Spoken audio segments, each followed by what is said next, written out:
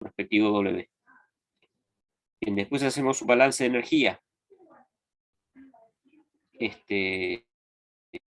Paso. ¿Oh? No, acá estamos. ¿Me están viendo o no? Sí, sí. Está. Vamos con el balance de energía. Sabemos que la variación más pi M1 por H1 de entrada, poder máximo de entrada 1 por H1 más poder máximo 2 por H2, menos el de salida. No hay intercambio de calor, no hay intercambio de trabajo. 0 porque es un... ¿Sí? Entonces, con este balance simple, ¿no? Ingresa corrientes y sale una tercera. Entonces, lo que nosotros necesitamos es conocer los valores de las entalpías.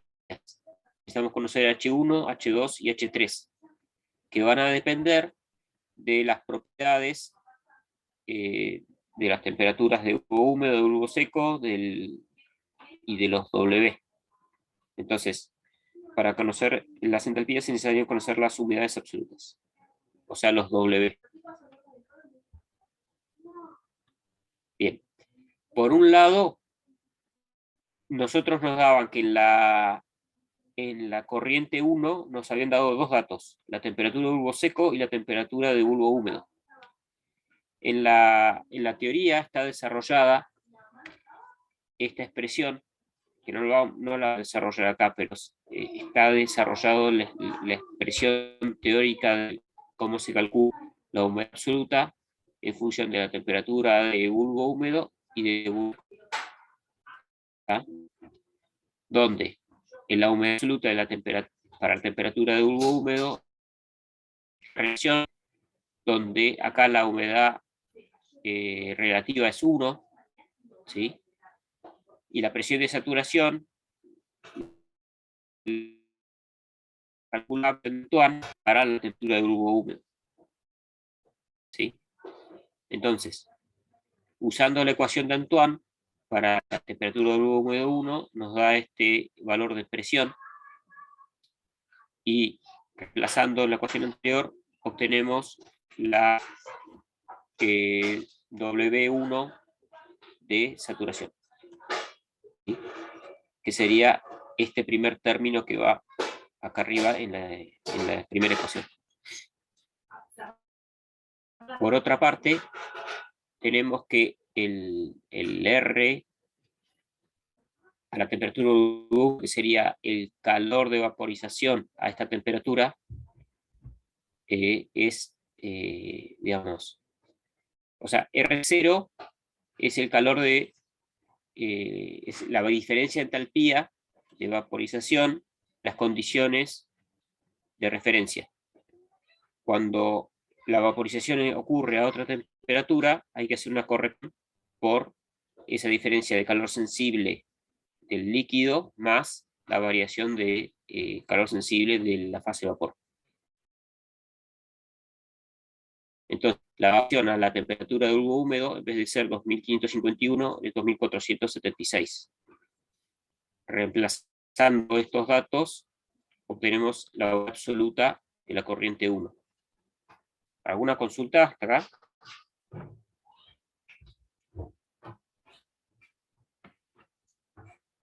Hola. Me había salido un cartel, no sé si se escucha. Se escucha, Andrés. El cartel que salió probablemente ¿Hola? porque entró Ani.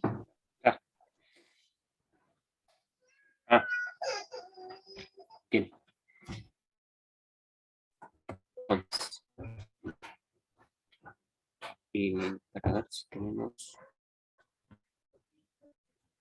Para el caso de la corriente 2, hacemos lo mismo.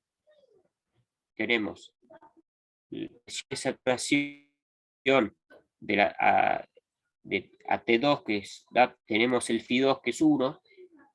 Entonces, con la ecuación de Antoine, calculamos la presión de saturación a T2 y obtenemos una absoluta de la corriente 2. Entonces, ahora conociendo W1 y W2, nos vamos a la ecuación del balance de masa. Y de la ecuación del balance de masa obtenemos la humedad absoluta en la corriente de salida. ¿Sí? ¿Se entiende? Es de agua de corriente 1 y la corriente 2.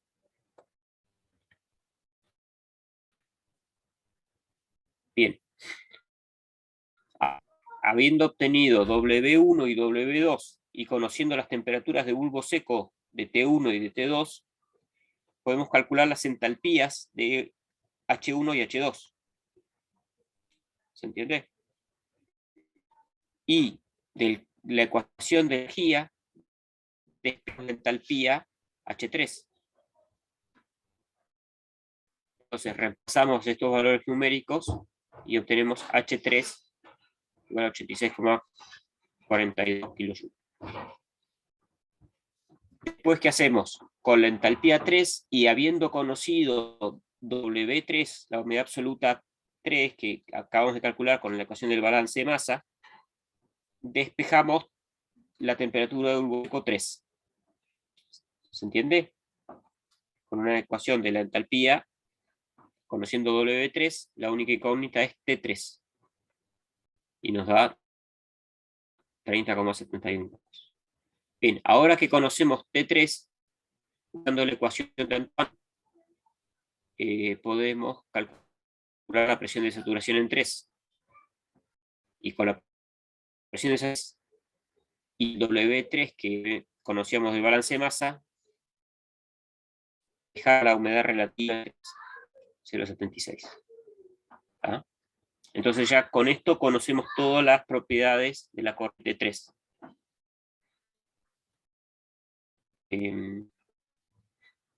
Bueno, esto lo teníamos, digamos, con los datos de todo para verificar. O sea, teníamos W1 que habíamos calculado con temperatura de bulbo seco y bulbo húmedo en 1. Esta ecuación es simplemente para sacar la humedad relativa.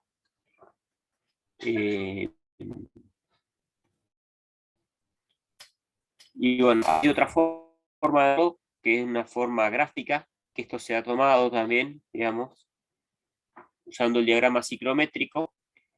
Lo que vamos a hacer es buscar los puntos 1 y 2 y sabemos que la salida va a estar en algún punto intermedio entre la recta que los une. Entonces, sabemos que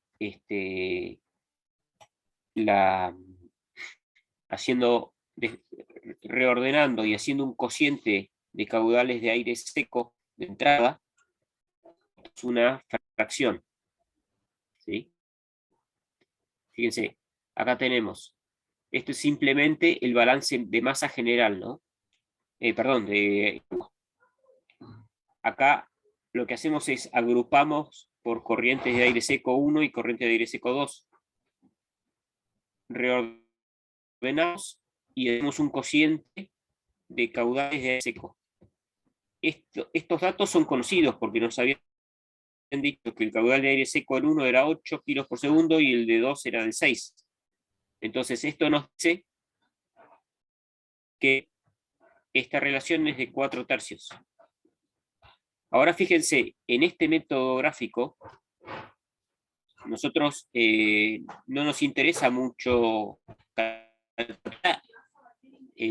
Podríamos haber arrancado por acá sin conocer W3 y lo único que necesitamos es poder ubicar gráficamente en el diagrama ciclométrico los puntos de W, o sea, 1 y 2. Y lo hacemos con las propiedades que tengamos disponibles. En el caso, con nuestra temperatura de bulbo seco y de bulbo húmedo. O sea que con esos dos datos vamos a entrar al diagrama y marcamos el punto 1. En el caso del punto 2 conocemos la temperatura de bulbo seco y la humedad relativa. Pero no vamos a usar W1 y W2 como en el caso analítico. ¿Sí? Simplemente, es lo que decía, el punto 1, buscamos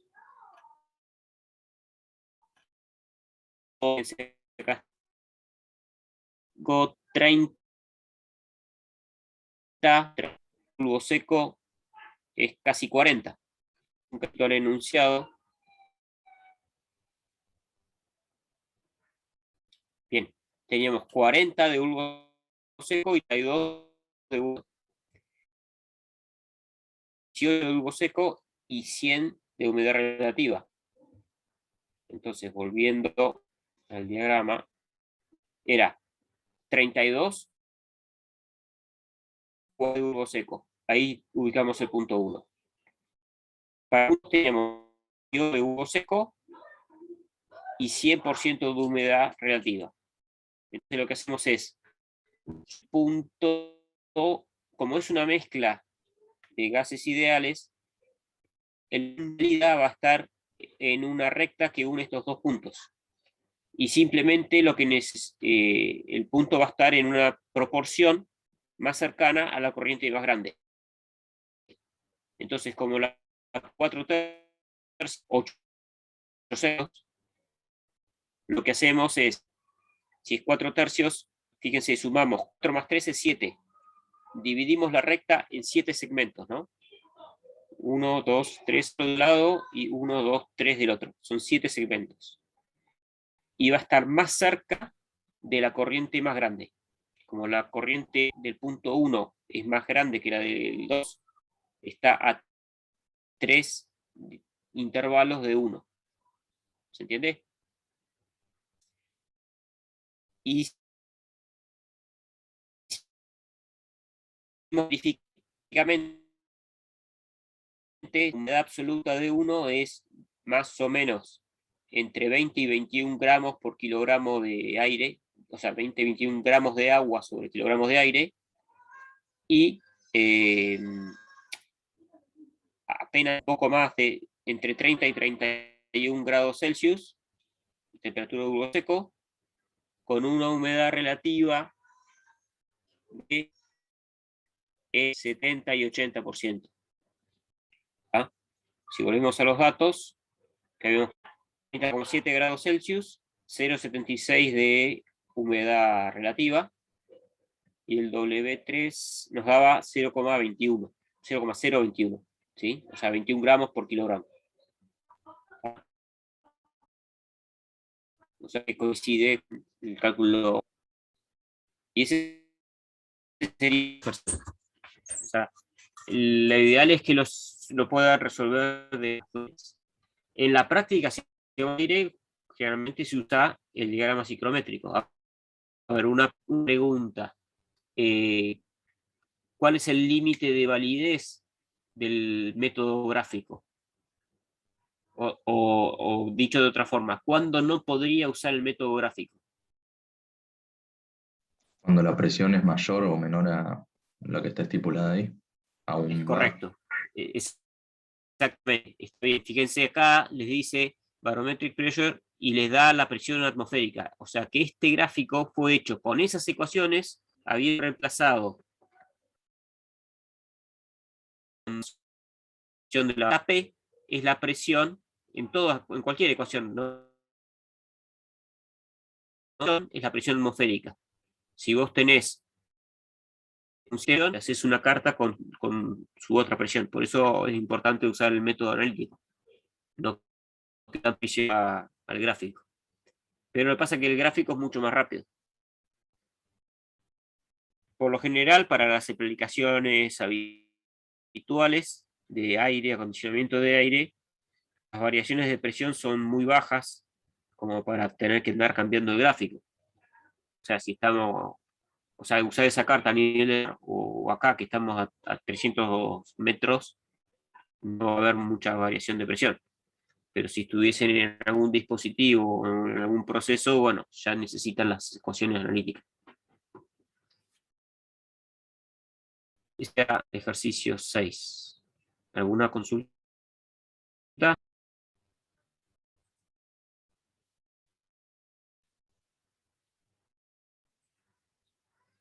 Yo no, profe, se entendió bien.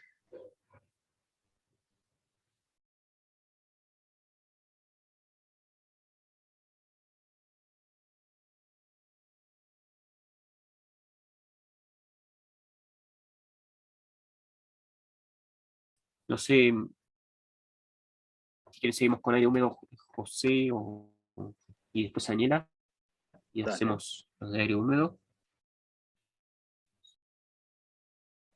Dale. Una consultita, yo lo escuchaba medio trabado, Andrés. ¿Soy yo o era él? Sí, yo iba a Porque... preguntar lo mismo que Ah, escuchaba. bueno, entonces debe ser él. Yo paro que no sé ¿Qué si se me va cosa? a escuchar bien ahora o no. Nada, que a veces se te escucha un toquecito trabado, pero no sabía si era yo el Es problema o era a vos. mí me salta, a mí a veces un cartel de mala señal. Ok. Bueno, dale, ahí comparto.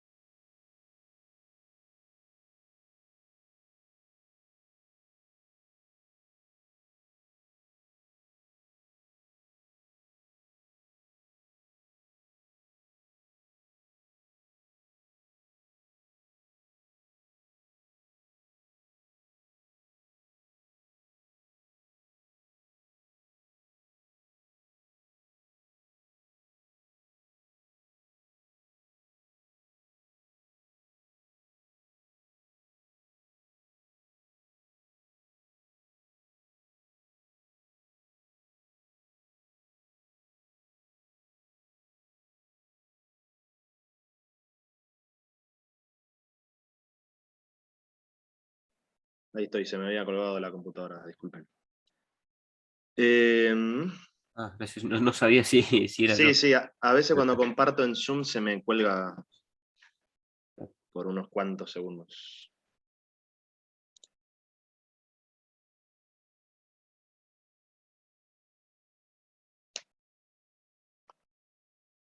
¿Se ve ahí, no? Sí, profesor. Bueno. Bueno, primero voy a compartir un ejercicio de mezcla de gases ideales, que es la primera parte del trabajo 11, que es la previa que se necesita para desarrollar la teoría de aire húmedo, digamos.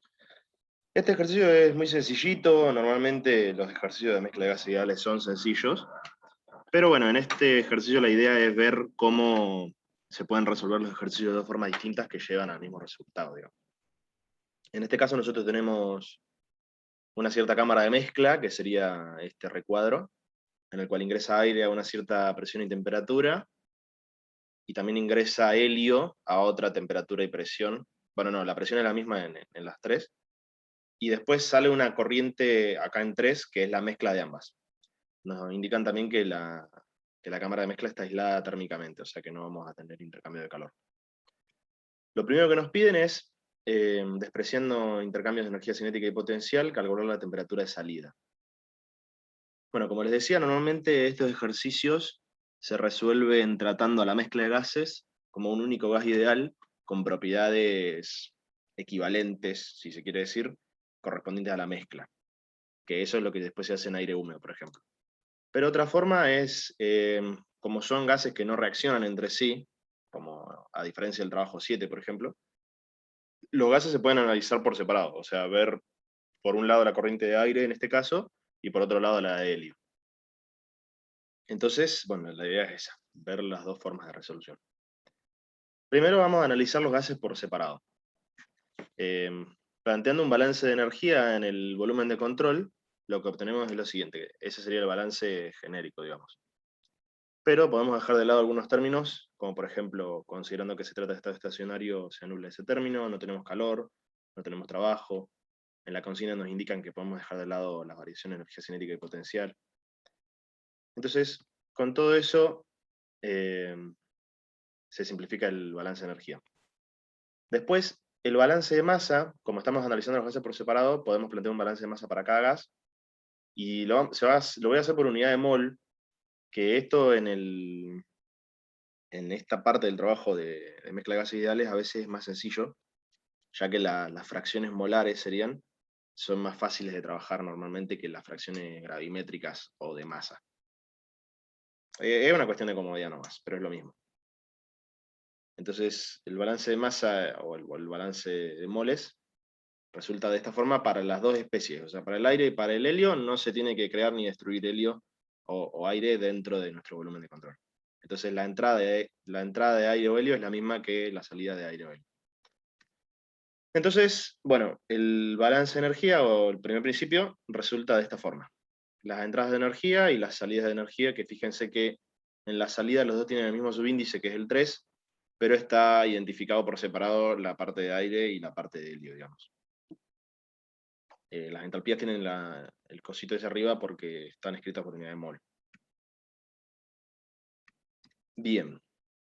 Bueno, reagrupando se obtiene lo siguiente, que esto es algo que normalmente está bueno conseguir cuando usamos modelo de gas ideal, porque con el modelo de gas ideal nosotros podemos escribir una diferencia de entalpías en función de una diferencia de temperaturas. En cambio, si tenemos un valor único de entalpía, ahí tenemos un problema, digamos.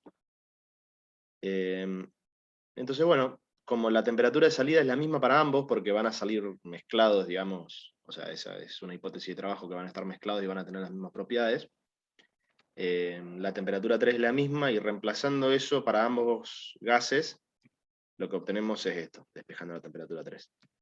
Fíjense que en este último miembro de la ecuación, digamos, se anulan por completo los calores específicos, el Cp. Eso es porque aplicando un modelo de gas ideal y considerando como diatómicos ambos gases, básicamente es igual el Cp. Entonces, desde este punto de vista es como si fuera literalmente el mismo gas. El aire y el helio se visualizan de la misma forma, digamos. Bueno, después para calcular numéricamente los flujos molares simplemente se considera el dato, que es el caudal volumétrico, y también se calcula el volumen específico en la entrada de cada uno de los gases, que estos volúmenes específicos se calculan con la ecuación de gas ideal. Entonces, bueno, reemplazando los valores y calculando, la temperatura de salida resulta de 55 grados, digamos.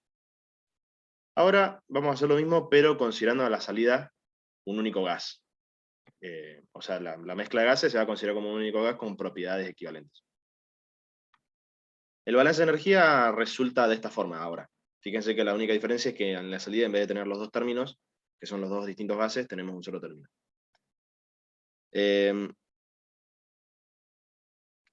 ¿Qué pasa acá? Acá va a generarse un problema, que es lo que les decía hace un ratito, de que no vamos a poder generar las diferencias de entalpías, ¿bien?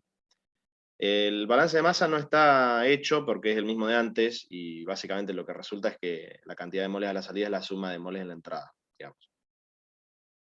Y otra forma, disculpen, me había quedado mal armada esta diapositiva.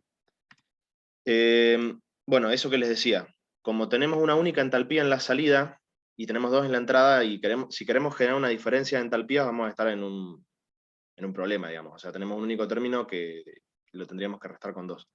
Entonces, la otra opción que se puede hacer, que es la que yo opté por hacer en este caso, se podrían hacer otras también, es considerar un estado de referencia, ¿bien? O sea, nosotros podemos calcular la entalpía en un punto respecto a un estado de referencia a una temperatura T0, que en este caso no se visualiza, pero está implícito que la entalpía del estado a temperatura T0 es 0.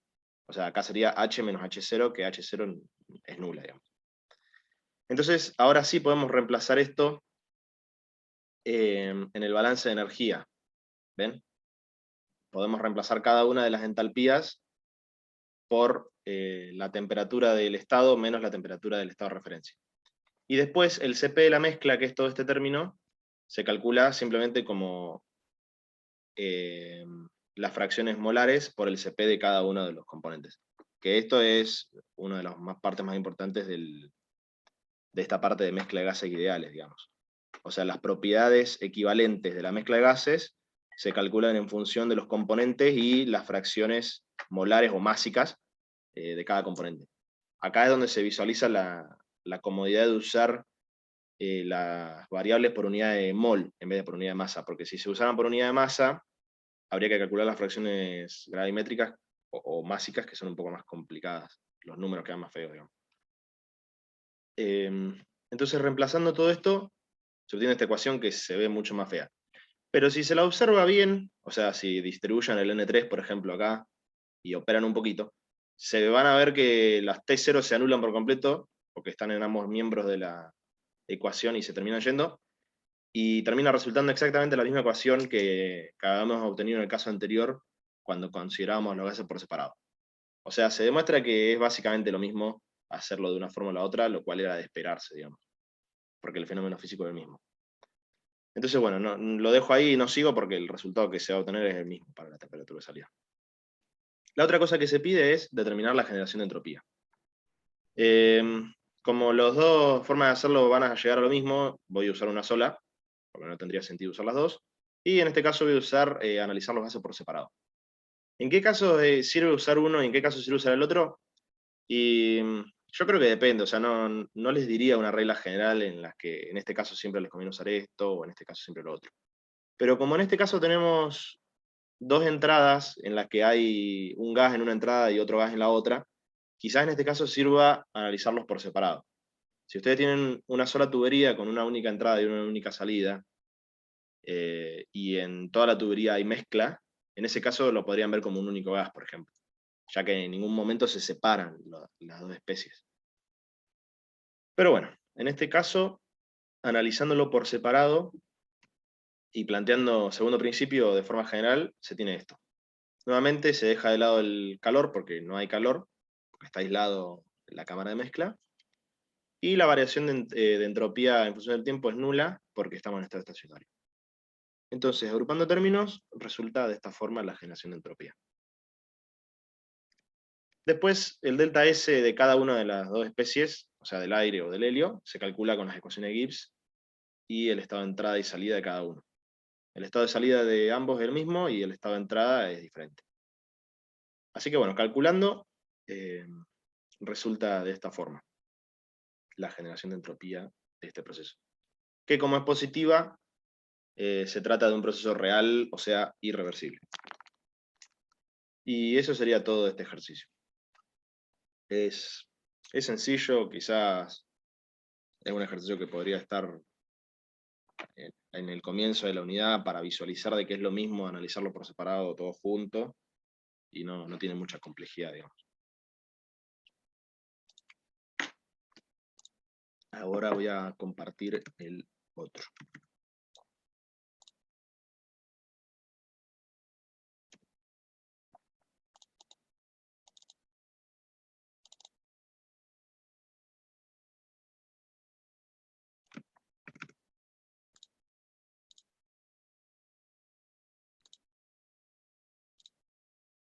Ahí está. Bueno, este ya es de aire húmedo, o sea, la segunda parte del trabajo, y como ven en la fotito es uno de torre de refrigeración muy similar al que está en el trabajo, digamos. Tiene unas pequeños cambios nomás, pero la forma de encararlo va a ser la misma. Nos dicen que tenemos agua líquida que ingresa a 50 grados, o sea, por acá arriba en 3, a la torre de enfriamiento que está funcionando en estado estacionario. El agua enfriada sale de la torre a un ritmo de 80 kilogramos por minuto, o sea, acá en 4. Y nos dicen que no tenemos agua de reposición. Esa es una pequeña diferencia respecto del trabajo, pero no modifica mucho. El agua de reposición es la que estaría acá abajo, en una tubería que entra, para reponer el agua que se llevó el aire, digamos. Porque en estos procesos de enfriamiento, el agua se enfría gracias al aire y el aire se lleva un poco de agua. Entonces sale un poco menos de lo que había entrado. Nos dicen que el ventilador impulsa aire dentro de la torre y las condiciones de entrada del aire son esta temperatura, presión y humedad relativa. Y nos dan el flujo volumétrico de aire en la entrada. Después nos dicen que el aire sale saturado a otra temperatura y a la misma presión. Después nos dan también la potencia del ventilador de 8 kW. Bueno, lo primero que se pide en el ejercicio es el flujo másico de entrada de agua. O sea, nos dicen que el agua sale a 80 km por minuto, pero no nos dicen cuánta cantidad de agua entra. Que sabemos que es diferente porque el aire se lleva un poquito de agua. Entonces, bueno, como les comentaba, el método de resolución es planteos de balance de masa y energía y entropía si hiciera falta en los volúmenes de control que convengan, digamos. Normalmente la forma de encarar estos ejercicios es siempre la misma, digamos, plantear de balance de masa y energía. Primero se va a considerar toda la torre, o sea, sería un volumen de control que sería toda esta torre acá. Ve la entrada y salida de agua y la entrada y salida de aire.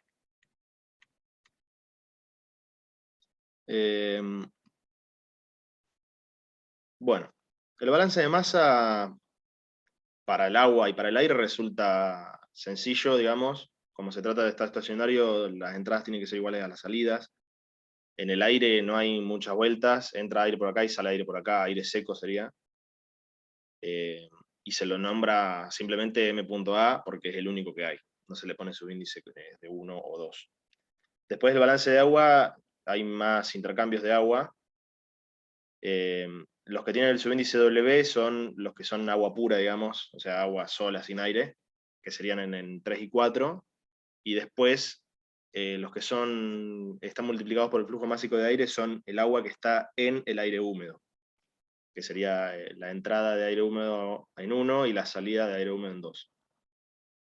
Entonces, operando en el balance de masa de agua, resulta que la diferencia de flujo másico de agua, que puede ser en cualquiera de los dos, en 3 o 4 o en 1 o 2, está acá como se ve acá. ¿Ven? Estas son las dos diferencias que les decía recién. Esta es la de 3 o 4 y esta es la de aire húmedo. O sea, el agua que pierde uno es la que gana el otro. Entonces, si conociéramos, fíjense, si conociéramos las humedades específicas, W1 y W2, y también el flujo másico de aire, podríamos calcular la diferencia de agua entre 3 y 4, y después, por lo tanto, calcular el flujo másico de agua en la entrada en 3, que es lo que se pide. Entonces, las humedades específicas se pueden calcular gráfica o analíticamente. Gráficamente normalmente es muy sencillo, no es tan exacto, pero es más rápido, así que es una buena idea hacerlo de entrada para saber qué les tiene que dar más o menos, y luego lo hacen analíticamente. En este caso, para hacerlo analíticamente, lo mejor sería usar esta expresión, ya que los datos que nosotros tenemos son la temperatura bulbo seco, que es la que está acá en esta ecuación, y la humedad relativa, que es el phi. Entonces, bueno, reemplazando los datos, calculando la PS, que es la de saturación del agua, con la ecuación de Antoine, los resultados que se obtienen son los siguientes. Fíjense que el W2 es mayor, lo cual es de esperarse, ya que en la salida el aire tiene más cantidad de agua, que es la que le robó al flujo de agua. Luego el flujo másico de aire se calcula a partir del flujo volumétrico que nos dan en la entrada y el volumen específico. ¿Bien? El volumen específico se calcula con esta ecuación que sale de lo de mezcla de gases ideales, que es lo que habíamos visto hace un ratito. Y el flujo másico de aire resulta como está acá. Con todo esto se puede calcular la variación de agua en el aire o en el flujo de agua, y se puede calcular el flujo másico de entrada.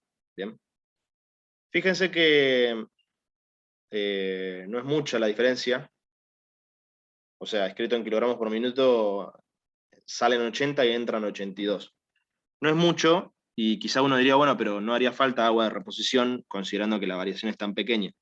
El problema es que normalmente estas aguas, o sea, estas tuberías con agua, están conectados a otros circuitos cerrados que hacen distintas cosas, y si nosotros nos llegaran 82,64 y salían 80, esos 80 irían al ciclo cerrado y volverían a entrar por arriba. Entonces por arriba de la torre volverían a entrar 80. Y después saldrían 78. Y así sucesivamente hasta que nos quedamos sin agua, digamos. Entonces, por más que sea pequeña la diferencia, hay que poner agua de reposición en algún lugar, porque si no, en algún momento el circuito se queda sin nada de agua. Bueno, lo siguiente que nos preguntan es la temperatura de salida del agua. Este es uno de los parámetros más importantes, porque la torre de refrigeración tiene como objetivo enfriar el agua. Entonces, una de las cosas que más nos interesa es la diferencia de temperaturas que se logra en el agua. O sea, entra a 50 grados y queremos saber a qué temperatura sale. Para esto se plantea un balance de energía en el mismo volumen que tiene a toda la torre. tenemos la parte del aire con su entrada y salida, la parte del agua con su entrada y salida, y la potencia que aporta el ventilador, digamos. Este es un término, el término del ventilador es un término sencillo, se puede poner o no. Si ustedes tienen un ejercicio de este y no les dicen la potencia del ventilador, la pueden despreciar normalmente porque es pequeña, y si no la saben, la tienen que despreciar porque no la pueden sacar, básicamente. Pero en general es pequeño este término, no aporta mucho. Bueno, las entalpías del aire se calculan a partir de la expresión de entalpía del aire, deducida en la teoría de aire húmedo, que depende de la temperatura de bulbo seco del aire y de la humedad específica. Nosotros ya calculamos las dos humedades específicas y también sabemos las dos temperaturas, así que podemos sacar las dos entalpías 1 y 2 del aire. Después la entalpía del agua cuando está líquida, digamos, es simplemente con el modelo de líquido incompresible y resulta de esta forma. Calor específico del líquido por la temperatura. Y nosotros la temperatura de entrada la sabemos, es un dato, era 50 grados. La única que no sabemos es la de salida, que es la de 4. Entonces fíjense que en esta ecuación tenemos todos los datos. O sea, tenemos el flujo másico de aire, las dos entalpías, los dos flujos másicos de agua y la entalpía de entrada, y la potencia del ventilador. Entonces el único dato es, la única incógnita, perdón, sería la entalpía en 4, que depende de la temperatura de 4, que es lo que queremos saber. Entonces, como tenemos una única ecuación con una única incógnita, se resuelve y resulta de esta forma la temperatura, que obviamente tiene que ser menor que la de entrada, que era 50 grados. Entonces con esto se sabe el salto térmico que se logra en el agua, y sería de unos 22,5 grados. Y esto sería todo el ejercicio. Fíjense que es un poquito diferente del trabajo, no sé si se acuerdan o lo han hecho, pero la forma de encararlo es la misma.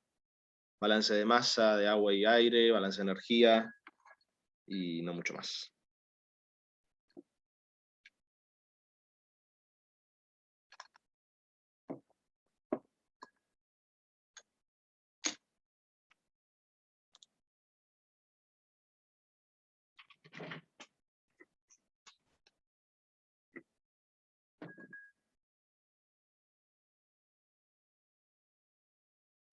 No, gracias, José. No sé, Daniela, si estás.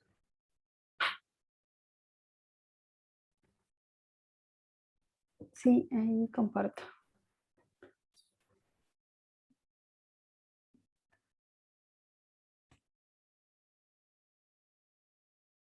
Ahí se ve. Sí. Bueno, yo también tenía dos ejercicios de aire húmedo.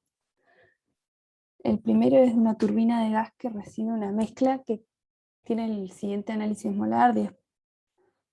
Bueno, este es de mezclas en verdad. De mezclas de gases. Bueno, de dióxido, 10% de dióxido de carbono, 19% de aguas, 71 de nitrógeno, a 720 Kelvin y 0,35 megapascales. Y bueno, les da el caudal volumétrico. Les dicen que los productos salen de la turbina a 380 Kelvin y 0,11 megapascales.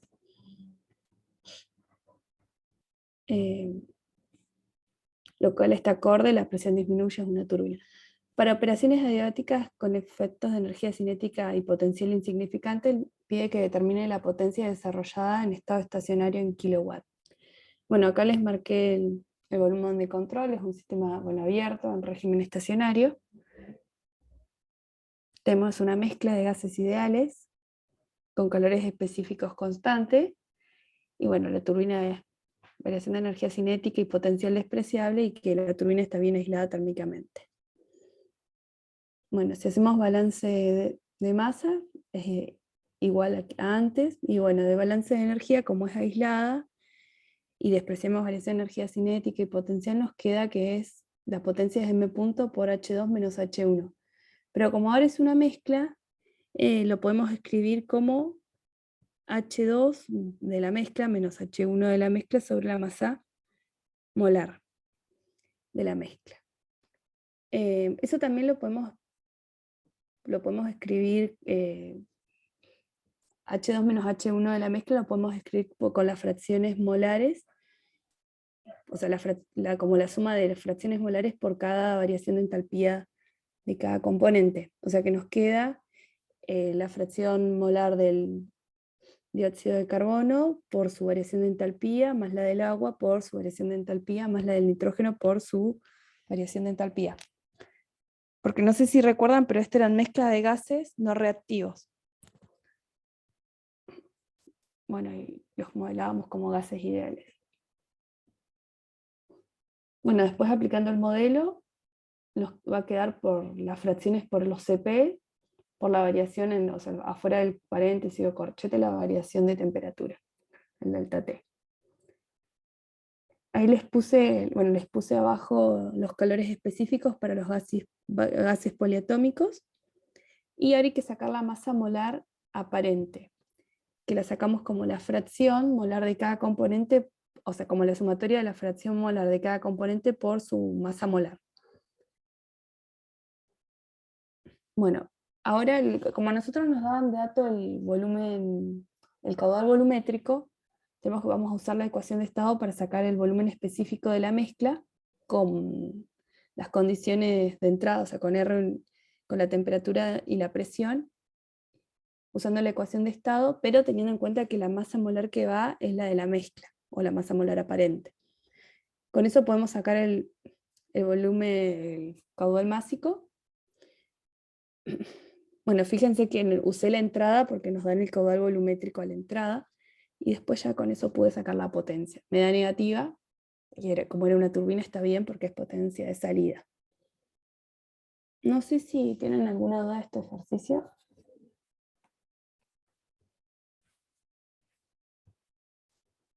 Si saben cómo relacionar las propiedades de la mezcla es bastante fácil.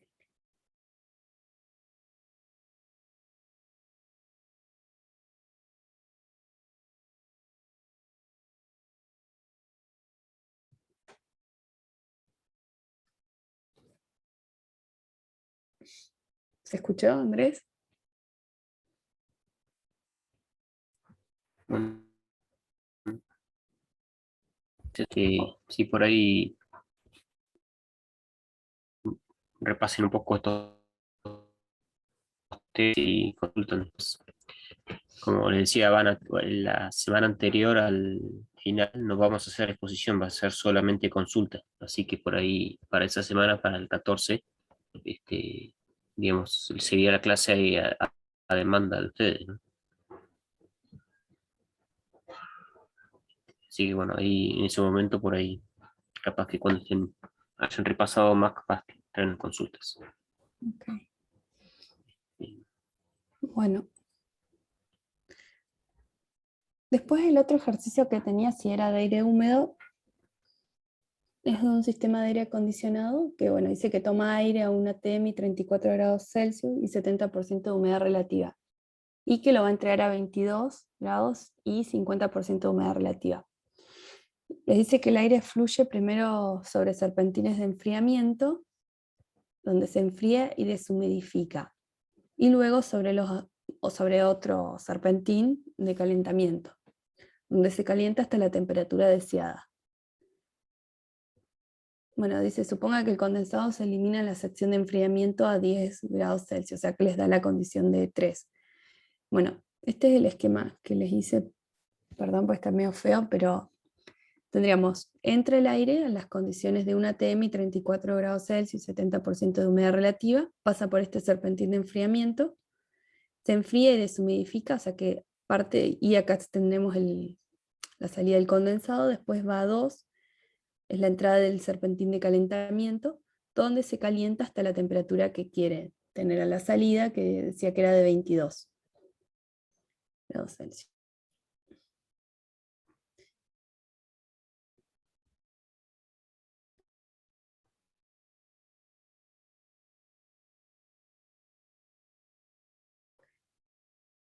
Bueno, acá les hice el diagrama pisométrico. El estado 1 era 34 grados y 70% de humedad. Después sabemos que va por el serpentín de enfriamiento hasta que llega a la condición de saturación, ¿sí? Donde después tenemos condensado, o sea que seguiría por la línea de phi 100%, hasta que llega a la temperatura de 2, y después dice que va al serpentín de calentamiento a humedad constante, hasta que llega a la temperatura de 22 y con humedad relativa del 50%. Entonces el punto 2 lo podemos encontrar con este punto y haciendo W igual constante. Eso sería por ahí para resolverlo rápido con el diagrama pisométrico. Ahora con las ecuaciones. No sé si tienen alguna duda de esto.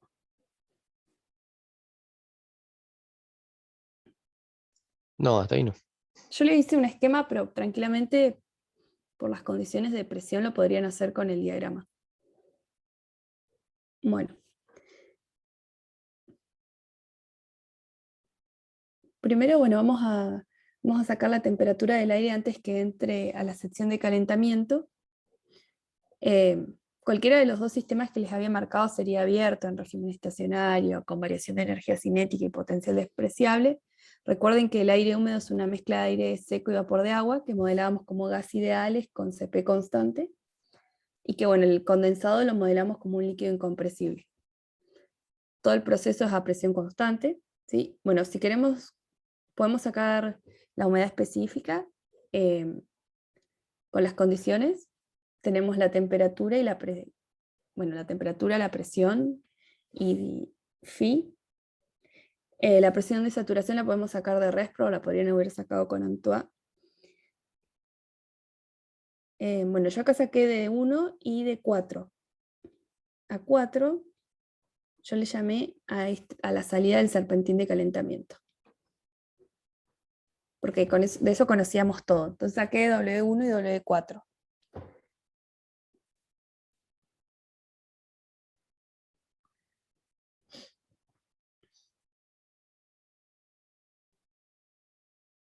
Bueno, W4 me da mayor que W1.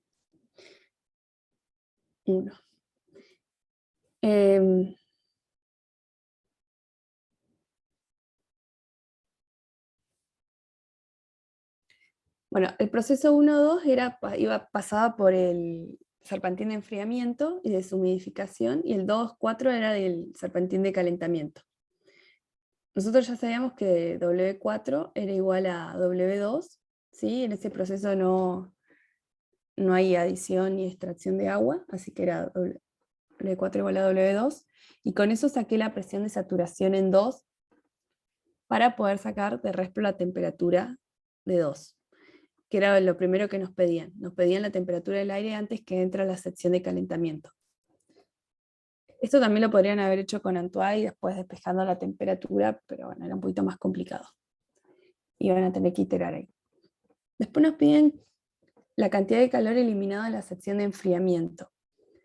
Bueno, para ese sistema, el flujo masico de aire seco constante, y el de agua 1, o sea, en la entrada es igual al de 2 más el del condensado. Bueno, entonces la masa de condensado sobre la de aire nos va a quedar W1 menos W2. Esto ya lo conocemos, lo podemos calcular. Y después, si hacemos balance de energía, nos va a quedar que el calor, era igual al calor más la masa de aire seco por la variación de entalpía. Esto es del aire húmedo, menos la masa de condensado por la entalpía del condensado.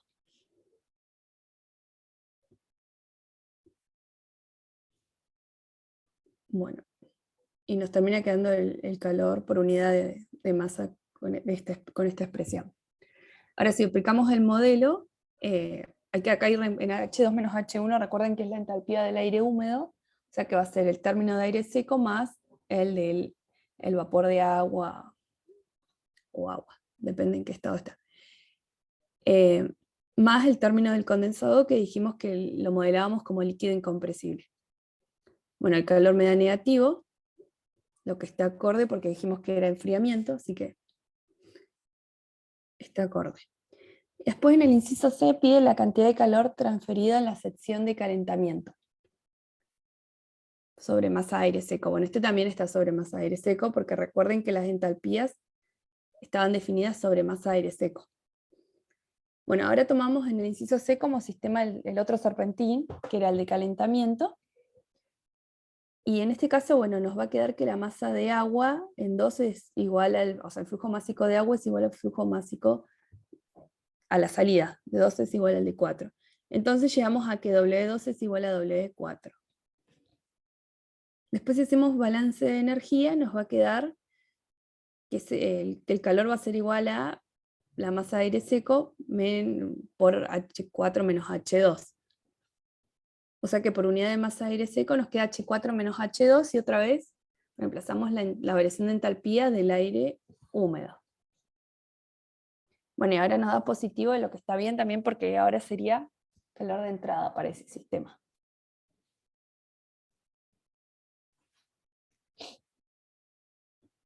No sé si tienen alguna duda de este ejercicio.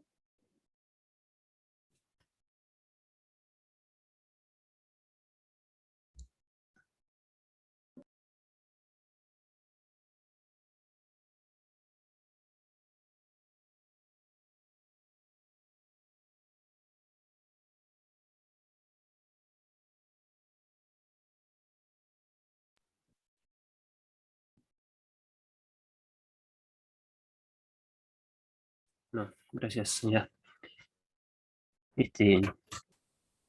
Bueno, pasaríamos a seguir con el práctico 12, digamos.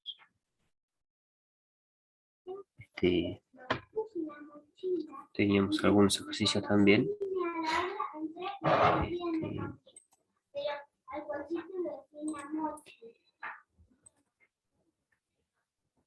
¿Querés que arranque yo, Andrés? Bueno, vale.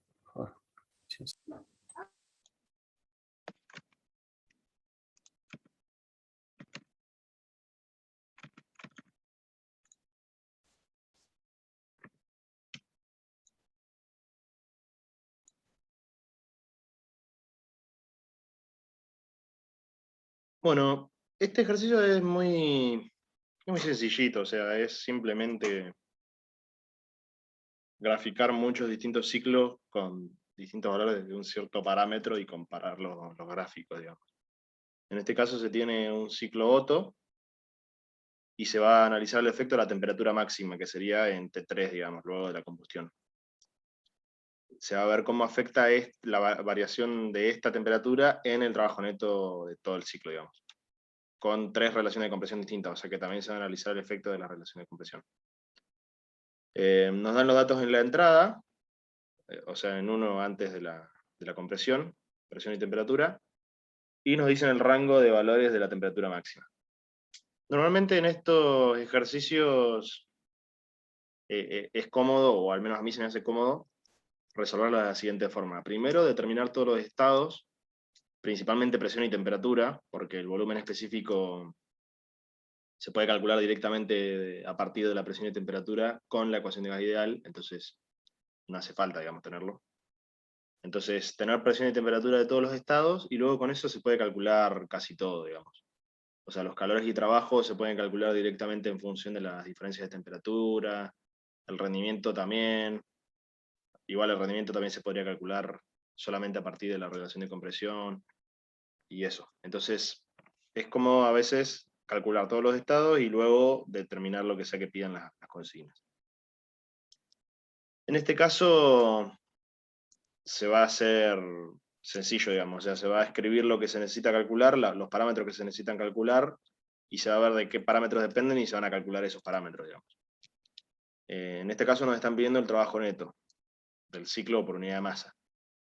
El trabajo neto es dependiente solamente de las temperaturas para el ciclo ideal, digamos. La forma de llegar a esta expresión está en la teoría, pero es sencilla, digamos. Y bueno, depende de las 4 temperaturas. Así que vamos a necesitar conocer las 4. Fíjense que la que conocemos primero es la temperatura del estado 1, antes de la compresión. Con esta se puede calcular la del estado 2 a partir de considerar el proceso 1-2. El proceso 1-2, que es la compresión, es isentrópico, entonces se puede plantear la politrópica de esta forma. ¿Bien? Fíjense que acá se plantea la politrópica con la temperatura, que es lo que se quiere calcular, y el volumen específico. El volumen específico se usa no porque se conoce, sino porque se conoce la relación de compresión, que es el cociente de los volúmenes. ¿Bien? De esta forma queda la temperatura del estado 2 en función de estos dos parámetros que se conocen. La temperatura del estado 1 es dato y la relación de compresión también. El gamma es una propiedad del fluido, digamos. En todos estos ciclos nosotros consideramos que el fluido de trabajo es aire, modelado como gas ideal, y el gamma resulta valer 1,4. Después, la temperatura de 3 es conocida, es la que se va a variar, entre 1100 y 2200 creo que era. Y la de 4 se puede calcular a partir de la de 3, haciendo el mismo procedimiento. El proceso 3-4 es la expansión, que también se modela isentrópica, entonces se plantea la misma politrópica. Resulta muy parecido al anterior, solamente que ahora la relación de compresión está dividiendo, digamos, porque la temperatura 4 es menor que la 3. Y bueno, con esto ya se tienen expresiones para calcular las temperaturas 2 y 4, que son las que no se conocían, y después la 3 es la que se va a variar, y la 1 se conoce. Con todo esto entonces se puede usar una planilla de cálculo, normalmente es lo más útil para estos ejercicios en los que hay valores que se varían, e incluso si no hubieran valores que se varían, también es muy útil usar Excel, por ejemplo. Y los resultados obtenidos son estos que están acá. Fíjense que se obtiene una recta, o sea, la dependencia del trabajo neto de la temperatura máxima, que son lo que tenemos en los dos ejes, es literalmente una recta, lo cual era de esperarse por la expresión, fíjense, esta. El trabajo neto es linealmente dependiente de la temperatura máxima. Y después se ve que con las relaciones de compresión es un poco más compleja la dependencia, digamos. Por ejemplo, para temperaturas máximas muy elevadas es mejor tener relaciones de compresión más altas, y para temperaturas máximas más bajas, al revés. Es mejor tener, por ejemplo, relaciones de compresión más bajas. Y eso es todo de este ejercicio. O sea, la idea no es que ustedes memoricen, por ejemplo, cómo depende el trabajo de la temperatura máxima y de la relación de compresión, sino más o menos ver cómo se encaran, digamos, que siempre son muy, muy metódicos este tipo de ejercicios. Se suelen obtener todos los estados a partir de considerar los distintos procesos, que son isentrópicos, o a volumen constante, o presión constante, y una vez que se tienen todos los estados, se pueden calcular casi todos los parámetros que se pidan de forma rápida, digamos. Y ese sería el ejercicio este. No sé si hay alguna duda.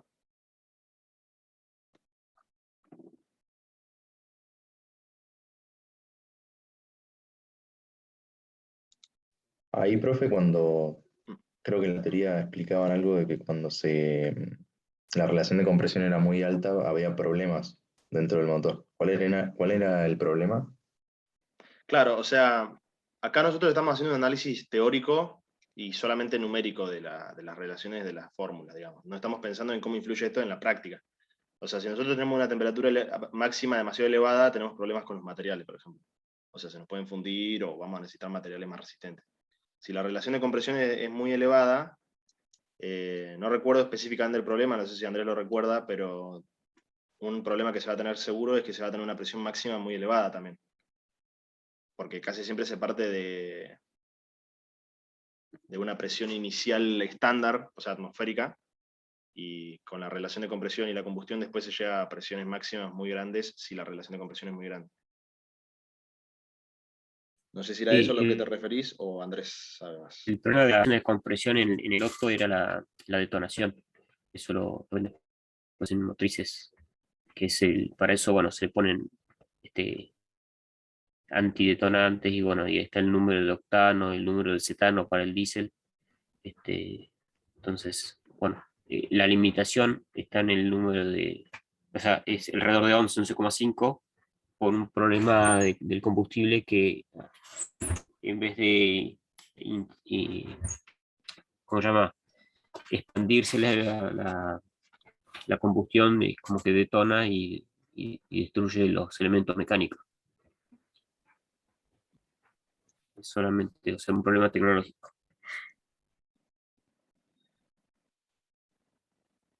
Eso era, profe. Gracias.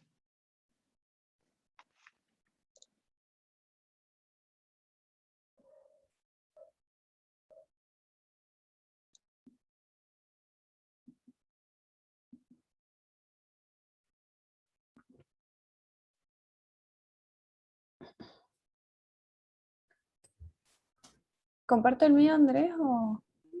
Bueno, dale. Sí, sí.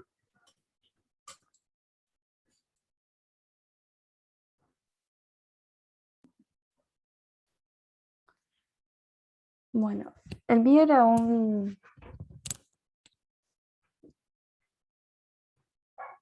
ciclo Brighton-Joule.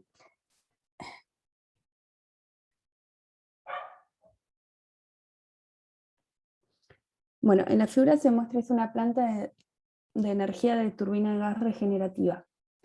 El aire ingresa al compresor a un bar y 27 grados Celsius y bueno, nos da el caudal másico y se comprime a 4 bar. La eficiencia isentrópica del compresor es 80% y la efectividad del regenerador es 90%. Toda la potencia desarrollada por la turbina de alta presión se utiliza para hacer funcionar el compresor. La turbina de baja presión proporciona la potencia neta. Dice que cada turbina tiene una eficiencia isentrópica del 87% y la temperatura en la entrada de la turbina de alta presión es 1200 Kelvin. Nos piden que determinemos la potencia neta de salida, la eficiencia térmica y las temperaturas en los estados 2, 3, 5, 6 y 7.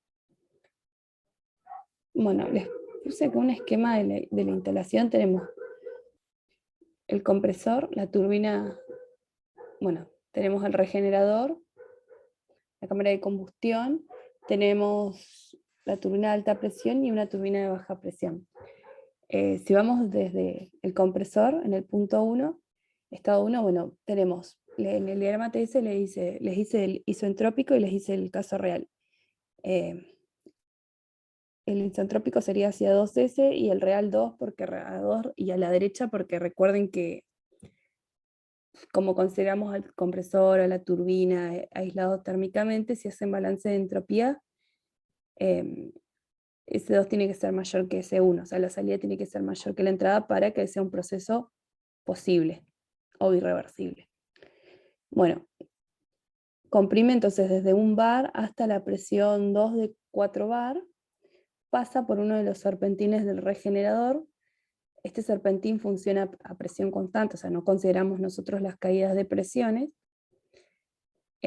hasta el punto 3, ¿sí?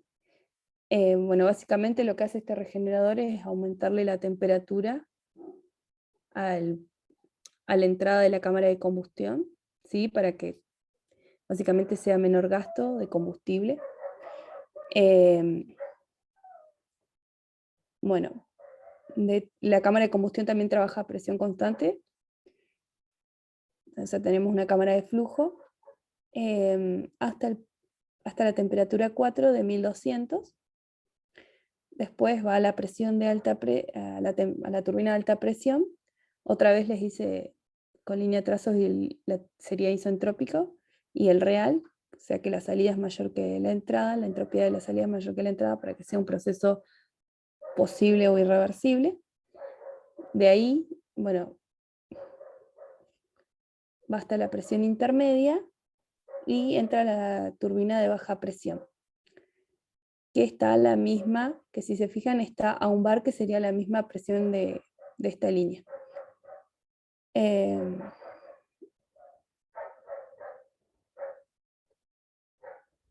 Bueno, tenemos entonces del punto del estado 6, pasa por el regenerador y acá como del 2 al 3 aumentaba la temperatura, acá de 6 a 7 tiene que disminuir, de 6 a 7 disminuye. No sé si tienen alguna duda del diagrama.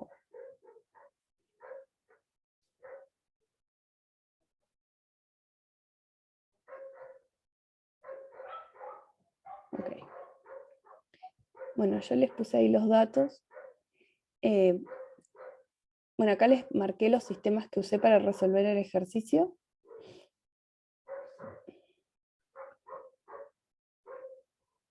Pero bueno, es igual que siempre. Recuerden que el fluido de trabajo es aire, lo modelamos como gas ideal. Son todos, los sistemas que elegí son todos sistemas abiertos en régimen estacionario, con calores específicos constantes. Bueno, si queremos sacar la potencia neta, yo tomé para sacarla como sistema el sistema que está con la línea de trazos roja, porque en este caso es un caso particular en que el compresor es movido consume toda la potencia que genera la turbina de alta presión, pero podría ser otro caso que no, así que así saben cómo sacar la potencia neta. Bueno, si hago un balance de masa me va a quedar las entradas M1, tengo entradas y M4 y sale M2, M6. Pero bueno, si siguen la instalación, si seguimos 1, 2, 3, 4, termina siendo el mismo flujo másico, así que todos los flujos másicos son los mismos. Si hago un balance de energía, me va a quedar que, bueno, 0 igual a la potencia de la turbina de baja presión, más la de alta, más la del compresor, más M punto por las variaciones de entalpía. Pero como habíamos dicho que el compresor consume toda la potencia que genera la turbina de alta presión, estos dos términos se anularían y nos va a quedar que la potencia neta es igual a la potencia de la turbina de baja presión. Si aplicamos el modelo de gas ideal, nos va a quedar, o sea, las variaciones de entalpía como Cp por las variaciones de temperatura. Bueno, pero bueno, no conocemos todas las propiedades. Así que ahora tomé como sistema al compresor, hice balance de masa, de balance de energía, bueno, escribí en realidad cómo se calcularía la potencia del compresor, que terminaría siendo M punto por Cp por la variación de temperatura, y hice uso del rendimiento del compresor.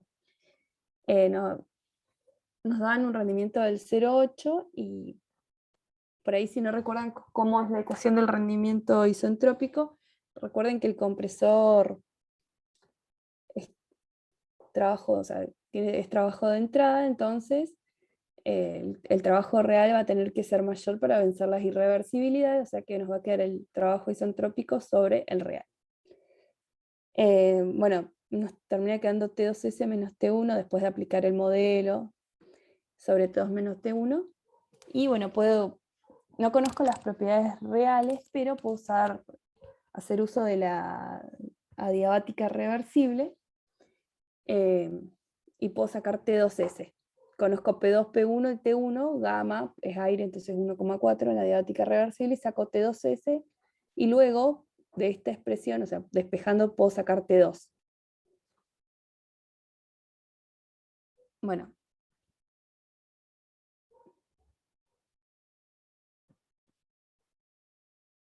Ahora tendría que poder sacar, bueno, T5 me falta también. Si hago un balance en la turbina de alta presión, otra vez me va a quedar que la potencia en la turbina de alta presión dijimos que era igual a menos la del compresor. Recuerden, por la convención de signo está este menos. Y me va a quedar M punto por la variación de entalpía. De salida menos entrada. Si aplicando el modelo otra vez y usando esa igualdad puedo sacar T5.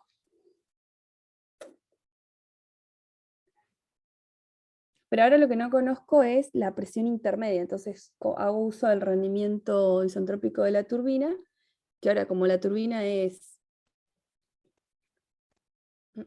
era trabajo de salida, el trabajo de salida real va a ser menor porque vence las irreversibilidades básicamente, así que va a estar en el numerador.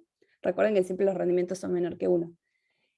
Y bueno, puedo relacionar las propiedades T4 menos T5 sobre T4 menos T5S y despejar T5S.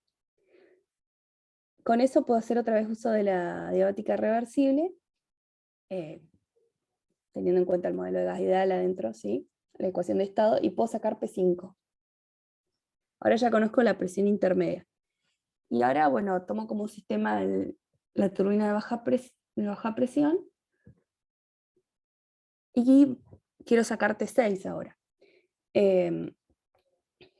Bueno, me va a quedar similar, uso otra vez el rendimiento de la turbina y bueno, puedo sacar T6S para después poder sacar T6. Y finalmente puedo sacar la potencia neta.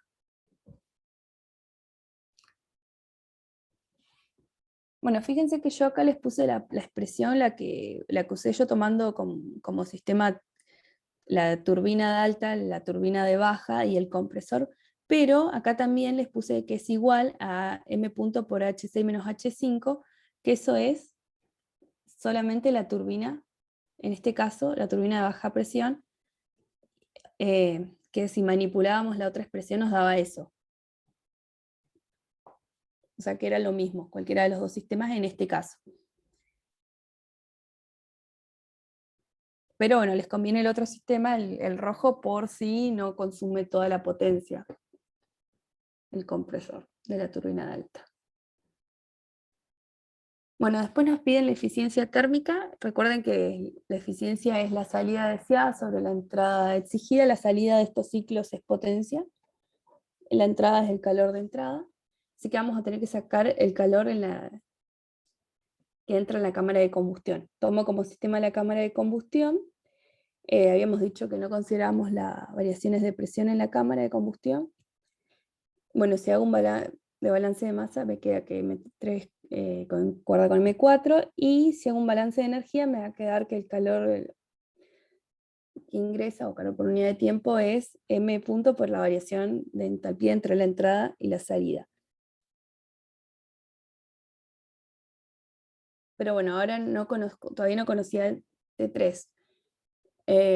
Para conocer T3 voy a tener que tomar como sistema el regenerador.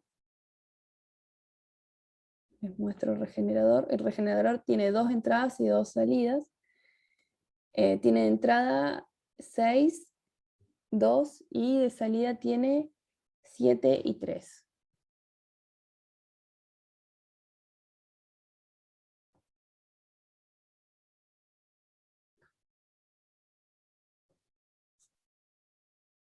Bueno, si hago un balance, bueno, en el regenerador dijimos que no consideramos variaciones de presión o caídas de presión en los serpentinos, o sea que en cada serpentino considero las caídas de presión, pero entre los dos serpentines hay distintas presiones para que haya un delta T, para que haya esa transferencia de calor. Si hago un balance de masa, bueno, si sigo otra vez las líneas, me queda que el flujo másico es el mismo en todas. Y si hago un balance de energía, como el regenerador está aislado, lo consideramos aislado térmicamente, y si tomamos todo el regenerador como sistema, me va a quedar igual a 0 igual a M punto por las variaciones de entalpía. Pero si uso el rendimiento del regenerador, que es H3 menos H2 sobre H6 menos H2, y relaciono con las temperaturas, puedo determinar T3. Para ahora poder determinar, bueno, T7 después, bueno, con esto voy a poder sacar el calor que le entra en la cámara de combustión y finalmente el rendimiento térmico. Después nos pedían las temperaturas del aire en estado 2, 3, 5, 6, 7. La de 2, 5 y 6 la habíamos determinado, pero nos faltaba la de 7, que salía de esta expresión. Bueno, y eso sería todo.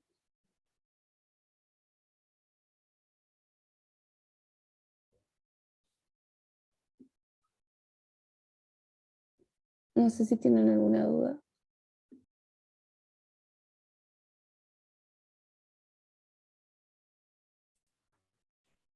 Bueno, gracias.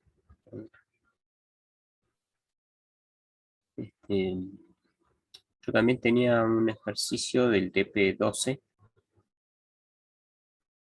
y después teníamos pensado un final, viste, que habíamos subido los avisos, pero viendo que por ahí yo no sé qué ha pasado, si tienen algún especial acerca de otra materia, y entonces no han podido venir, por ahí la metodología los aleja un poco de su ritmo de estudio, Yo estaba pensando recién, por ahí en vez de resolver el final hoy, por ahí dejárselo, y después voy a subir un aviso a Pepco, háganlo ustedes y nos lo entregan, entonces nosotros lo podemos corregir porque sería interesante para nosotros ver qué son las consultas que ustedes tienen. Entonces, por ahí hacerlo más personalizado al, a esta guía de estudio. Así que me parece que, no sé si si les parece, el final que teníamos pensado tiene un ejercicio práctico y después preguntas teóricas. Por ahí, aunque les falte estudio, por ahí no diré mal que ustedes lo resuelvan. No, si quieren, háganlo anónimo, no hay problema, nos mandan por mail. Igual esto no es una ocasión, es simplemente para que ustedes tengan una noción de nosotros para ajustar un poco a ejercicios que les sirvan a su ritmo de estudio, ¿no? Porque me parece que por ahí, si nosotros como que arrancamos los ejercicios que tenemos resueltos, pero no sé si se aprovecha.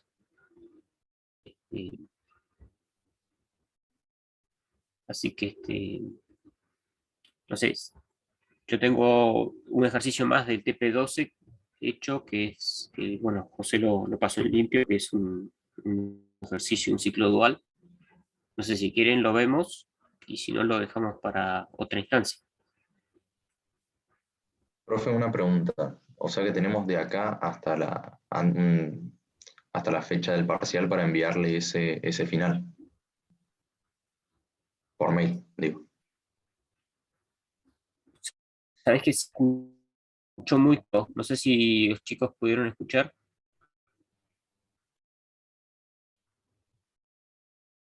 Ahí se escucha bien. Yo no A alcancé a ver, escuchar. ¿Puedes repetir? ¿Se escucha bien ahora? Sí, sí, ahora sí te escucho.